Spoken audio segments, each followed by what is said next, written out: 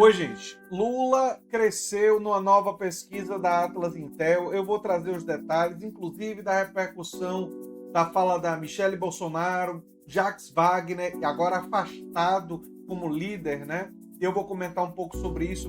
Tem várias reportagens que eu vou trazer sobre a pesquisa e sobre por que Lula cresceu nessa pesquisa, né? Lula vem crescendo nas pesquisas seguidamente e a gente tem que entender por que o episódio envolvendo Jacques Wagner não impactou negativamente no Lula, ou seja, não teve uma queda, né? Será que é porque é uma questão indireta? A gente vai trazer os detalhes nesse vídeo, né? Lula subiu mais de 2 pontos e ampliou a liderança no primeiro turno, mostra Atlas Intel, né? O Flávio Bolsonaro ele saiu de 39 para 36, né? Vamos só pegar os números aqui, ó. Lula está com 46,3 no primeiro turno, né? O Flávio Bolsonaro caiu de 39 para 36. Já no segundo turno, né? O Renan Santos está em terceiro lugar com 7,8% das intenções de voto. Depois vem o Caiado com 2,9% e o Zema com 2%, né? O Joaquim Barbosa tem 1%. Aécio menos de 1%, enfim. Brancos e nulos somam 1,2%, enquanto 0,1% disseram não saber em quem votariam. O número de indecisos está caindo, né? Brancos e nulos também. Essa é uma tendência da eleição, né? A pesquisa também mediu o desempenho de Lula por segmentos, né? O Lula atingiu o melhor resultado entre eleitores com mais de 60 anos e no Nordeste, onde registra 57,7%, né? Enfim, vamos lá. O melhor desempenho do Flávio é entre eleitores de 25 a 34 e evangélicos, né, com 42,9%, né, e no Sudeste. Enfim. Nas simulações de segundo turno, Lula chegou a 48,8% contra 42,3%. 42,3% mostra a força do antipetismo, né? Mostra uma eleição, embora Lula tenha uma frente absolutamente clara, né? Ela poderia ser maior, né? É um absurdo ter tantos brasileiros, é uma coisa de louco, né? Ter tantos brasileiros dispostos a votar no rachadão, no brother do Daniel Vorcaro, mas tem. É o que mostra, mais uma vez, a pesquisa da Atlas Intel, né? A pesquisa da Atlas Intel. Agora eu quero mostrar para vocês o seguinte, aqui tem os dados, né? De novo, que eu já tinha citado. Qual foi uma das coisas que favoreceu Lula? Segundo a Atlas Intel, e eu tinha falado sobre isso na época da farmácia popular, que a retomada da farmácia popular, uma coisa que as pessoas estavam subestimando.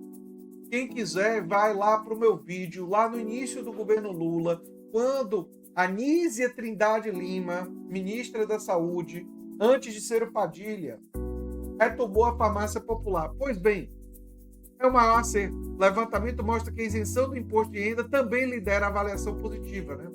Gratuidade dos medicamentos e itens oferecidos pelo programa Farmácia Popular foi considerada o principal acerto do presidente Lula, por 84% dos entrevistados, né? E 11 classificaram a medida como erro, só 11. Ou seja, esses 11 aqui que classificaram como erro, eu chamo do fascismo recalcado, sabe? Não é qualquer tipo de fascismo, é o fascismo com alta dose de recalque. Uma pessoa achar que é um erro ter uma farmácia popular para atendimento gratuito de medicamentos essenciais. São as pessoas cujo fascismo levou à completa falta de humanidade, né? É só isso que eu tenho a dizer. Isenção do imposto de renda para pessoas com renda mensal abaixo de 5 mil aparece na sequência, né? Ou seja, teve gente, 16% achou um erro. Eu pensei que esse pessoal era favorável a diminuir imposto, né? Mas se o Lula fizer, aí não dá. O Lula não pode diminuir imposto. Enfim. Olha só. Revogação da taxa das blusinhas. Foi acerto. Fim da obrigatoriedade de aulas em autoescola. Acordo do livre comércio, a maioria achando acerto. O desenrola. Olha, o desenrola não tem essa aprovação tão grande quanto eu imaginava, mas o pessoal que é beneficiado, esse pessoal tá com certeza está aprovando muito isso. Agora, resta saber o seguinte, essa é uma dúvida importante. Quantas pessoas, se a gente conseguisse, seria muito importante, aprovar o fim do 6 por 1, né? E aí a questão do fim do 6 por 1. Lula tem que lembrar todo mundo que ele está lutando pelo fim do 6 por 1. E o Senado e o seu Davi Alcolumbre e a direita estão querendo engavetar, né? Qual é o principal motivo da queda do Flávio Bolsonaro? É a repercussão do áudio entre ele e o Daniel Vocaro, né? É o principal impacto a divulgação do áudio, que conecta ele diretamente ao bandido, né? Isso é muito evidente, né? Porque ele não conseguiu reagir à avaliação quem é que está dando isso aqui? É o analista de risco Yuri Sanches, né? Ele diz que é porque fatos que poderiam favorecer acabaram neutralizados por novos acontecimentos. O vídeo da Michelle, nova rodada de tarifas anunciadas pelos Estados Unidos. Esses episódios impediu qualquer melhora, qualquer tipo de recuperação. O negócio das tarifas, logo depois da visita dele, né? Era o Tarif Flávio, né? Prejudicou bastante. E a Michelle agora dizendo que ele desrespeitou ela, né? É porque ela defendeu o marido dos ataques do Ciro Gomes, né? Lula aparece à frente tanto no primeiro quanto no segundo turno, a diferença é de aproximadamente 6 pontos, né? Enfim, cadê a coisa as investigações envolvendo Jacques Wagner afetaram Lula? Segundo o analista, não. Apesar da operação envolvendo o senador, né, que já se afastou ou foi afastado, né, da liderança do governo, né, a pesquisa não registrou impacto relevante. Por quê? A ligação entre Lula e a investigação é indireta. Ele também afirmou que a repercussão do episódio acabou sendo ofuscada por outros acontecimentos, como a Copa do Mundo e a crise envolvendo Michelle Bolsonaro. E tem um outro fator, né? Além de ser indireta, o Jacques Wagner foi afastado. Agora é uma questão dele.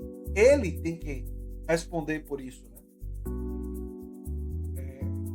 Se ele é inocente, culpado, é o problema dele. O vídeo de Michelle prejudicou Flávio? Ainda não. Sanches afirmou que os dados não indicam mudanças relevantes na intenção de voto do eleitorado feminino após a divulgação do vídeo. Segundo ele, os eleitores bolsonaristas continuam majoritariamente alinhados ao senador e tendem a priorizar o projeto político em vez de divergências familiares. O vídeo da Michelle não parece ter afetado de maneira muito relevante as intenções de voto. E eu concordo com isso. Não é por causa do desentendimento com a Michelle Bolsonaro que ele vai perder muito voto entre essas eleitoras evangélicas, porque para elas o voto no Flávio Bolsonaro não é porque elas gostam do Flávio. É porque o Flávio representa os valores ultra-reacionários delas. Existe uma coisa de um alinhamento entre valores ultra-reacionários, de limitar direitos reprodutivos para as mulheres, de ser contra educação que envolva educação de religião afro nas escolas. Não é ensino religioso, é as pessoas aprenderem sobre diferentes religiões, inclusive a religiões afro. Isso os evangélicos não querem. Então, ou seja, o voto do Flávio Bolsonaro está muito mais motivado por isso, né? Mulheres independentes, segmento que demonstrou hoje maior inclinação a votar em Lula. Ele afirmou que o eleitorado bolsonarista permanece consolidado enquanto a disputa passa pela conquista de um grupo menor, mais decisivo, de eleitoras que ainda não aderiram à candidatura do senador. E agora o objetivo do Lula tem que ser avançar justamente nesse eleitorado. O objetivo da gente tem que ser justamente ir atrás das pessoas que dizem que não vão votar, pessoas que dizem que vão votar branco ou nulo, e os poucos indecisos que ainda devem existir, mas muito poucos, e irmos nessas pessoas e lembrarmos quem é que defende o fim do 6 por 1 e quem é que defende os patrões. Quem defende de fato o fim do 6 por 1 é o governo Lula. Quem é que fez o Desenrola Brasil, farmácia popular gratuita, enfim, todas essas medidas? O governo Lula. Quem é que botou o Brasil no mapa da fome? Foi o antigo governo Bolsonaro. Quem foi negacionista durante a pandemia? Foi o antigo governo Bolsonaro, o governo do pai. Quem tentou um golpe de Estado? O governo do pai. Esse é o trabalho para convencer os indecisos, para convencer os que vão votar nulo a votarem, para evitar o fascismo, para evitar um governo que está alinhado exclusivamente aos interesses da classe dominante. Enfim, esse é o nosso trabalho esse ano, gente. Eu espero que vocês fortaleçam aqui a nova Máquina do Tempo. O Pix do canal é andretj@terra.com.br. Você pode se tornar membro, apoiador, divulgar o nosso material. Pode ganhar dinheiro divulgando ideias de esquerda. Tem um link explicando como é que você faz isso. Não tem pegadinha, não tem custo. E se você gosta do que a gente faz, provavelmente vai gostar do vídeo sugerido aqui no final. Tchau, tchau. Você gostou desse corte? Deixe seu like, ative as notificações e se inscreva no canal para estar sempre atualizado.